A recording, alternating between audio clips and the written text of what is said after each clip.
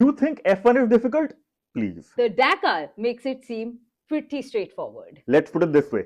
If F1 is like doing the moonwalk to Smooth Criminal, the Dakar is like being in a mosh pit at a Slayer event. Well, here are some numbers for you. 8,000 kilometers long, 812 competitors, 433 vehicles, 144 rookies, 69 nationalities represented, 39 women, 14 days, 13 stages, and just one rest day. with zero room for mistakes. This is a teaser for a bunch of episodes on the ongoing Dakar Rally and to help you get up to speed. So make sure you follow Couple of Corners. Next, we talk about the history of the sport, and trust me, you'd want to know that. Even terrorism could not stop the Dakar Rally. This is part 2 of the series where we discuss the Dakar Rally, and today it's all about the history. In 1976, French racer Thierry Sabine was lost in the Sahara Desert during the race. And while there, he thought, hey, this would be a pretty cool place to race. In 1979, he organized the first rally that started from Paris, France,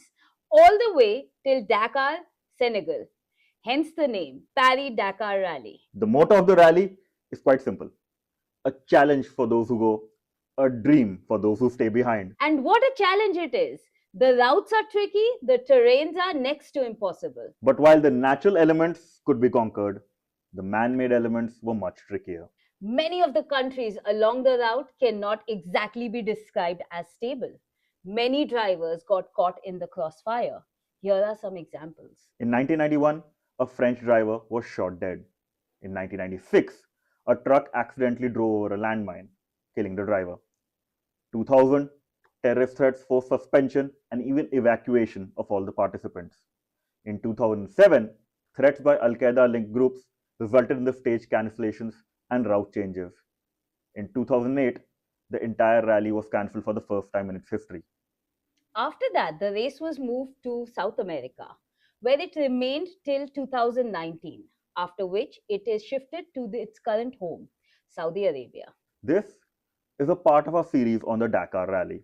Next, we get into the nitty-gritties of the race's format. Simply finishing this race is considered a major accomplishment in motorsport. I'm talking about the Dakar. This is part 3 of our series on the Dakar Rally, so make sure you follow us for more. It's just not about going fast. It's a test of patience, skill, navigation, and endurance. At the morning of the stages, all competitors are finally informed of the route they have to take. Imagine if F1 drivers were told which track they had to drive on the day of the race itself. Rather than telling competitors to go straight from one destination to the other, the competitors must go through a waypoint in a specific order. These waypoints are not marked by any physical markers, making it even trickier. Making it even complicated. Instead of traditional GPS navigation, the drivers have to rely on a roadbook. Now, this roadbook is a system that relies on detailed directional cues rather than turn-by-turn navigation that you might be familiar with. It looks complicated, that's because it is. If you want us to break it down, let us know in the comments below. This adds a new layer of challenge as it tests the driver's ability to navigate accurately. To be fair, there is a GPS, but it is only used for safety tracking and to validate whether the driver crosses the waypoint. Each day is counted as one stage. There are 13 such stages in 2026 with only one day for rest. This is a part of our series on the Dakar Rally. Next, we discuss the vehicle classes and the type of competitors that make up the race. Imagine bikes racing alongside cars and trucks. I'm not talking about Gurugram traffic. I'm talking about the Dakar. This is part 4 of our series on the Dakar Rally. It's a race where, theoretically, anyone can sign up. This year, we will see 812 competitors with 144 rookies. Out of these, 39 are women. All of them will rely on their skills and the machines to get them across the finish line. There will be a total of 433 vehicles participating in the Dakar this year.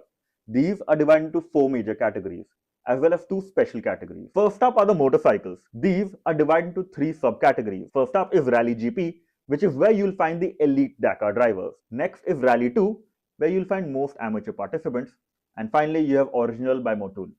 Formerly known as Motomal, these are the drivers who have no support and have to do pretty much everything on their own. Drive in the morning, then spend the night repairing and servicing the vehicles.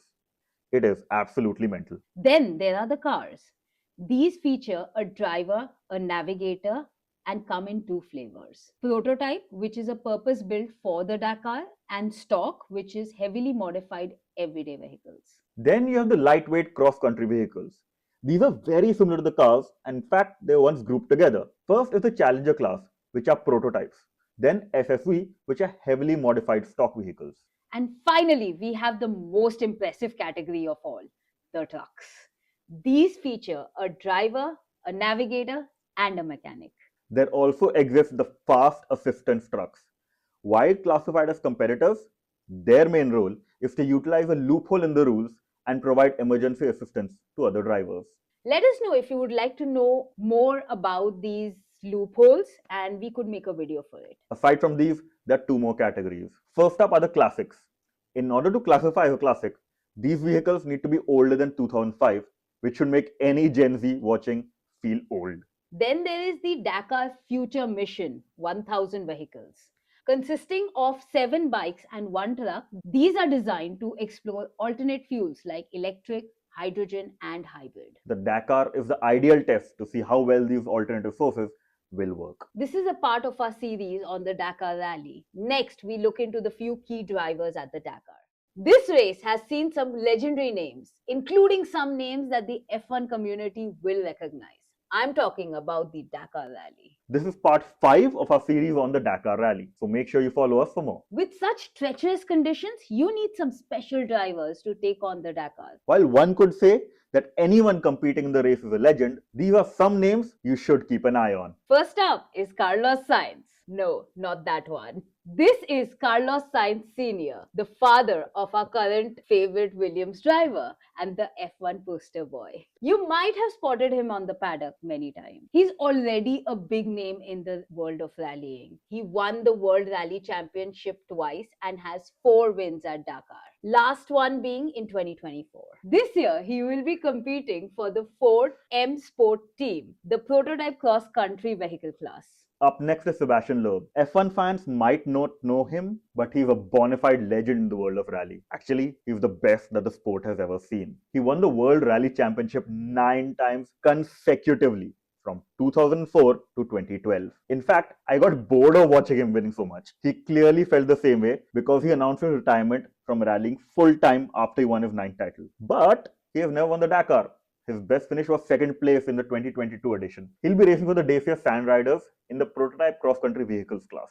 Next is Stefan Peterhansel, the most successful driver in the competition's history. He has won Dakar a whopping 14 times and has done it on the bike and the car. Stefan's last victory was in 2021 and he did not participate in last year's rally. So you know that he's going to be hungry for the 15th title. He will be racing for the Defender Rally team in the stock car category. Over the years, a number of F1 drivers had tried their hand at the Dakar. One name that I'm sure you've heard is Fernando Alonso. He entered the race in 2020 season. Between his switch from McLaren to Alpine, he came 13th overall, and reports suggest that he had quite good pace, but a major crash took him out of the top 10. But hey, at least he still has an F1 seat. This is a part of our series on the Dakar Rally. Next, in the finale of the series, we will look at the Indian representation at the Dakar. You'll find Indians everywhere, and the Dakar is no exception. This is the 6th and the final part of our series on the Dakar Rally. So make sure you follow and check our earlier videos. While India might not yet be a motorsport powerhouse, Indian competitors tend to give it their all. One of the most notable names is Sanjay Takale. He's already participated in a few World Rally Championship events and had started his career in motocross in 1987. The man's racing career is older than us. He will be racing with the Compagnie Saharian team in the Dakar Classic Series. Up next is Harith, a monster on the bike. He's already made a name for himself at the Dakar. In 2024, he won the Rally to Bike category and finished 11th overall. He will be racing for the Sherco Rally Factory team in the Rally 2 category. Finally, we have Jatin Jain. Born in Indore, he's the first to compete in all rounds of the World Rally Raid Championship, aka W2RC. He has reportedly set his sight on focusing on racing for the next 15 years. So be prepared to see him a lot more. He will be racing with the Desert Storm racing team in the Rally 2 category. Those were the participants. So what about the teams? Well, Hero has been a major player at the Dakar Whites team, Hero Motorsports Rally. It came second in the 2024 edition of the race, making it the first Indian manufacturer to achieve the feat. It has fielded 3 drivers in this year's competition. Not to be outdone, TVS has partnered with French manufacturer Sherco to form Sherco TVS Racing. It has already tasted success thanks to Harith know-how's victory in 2024. So you know they want a repeat of that.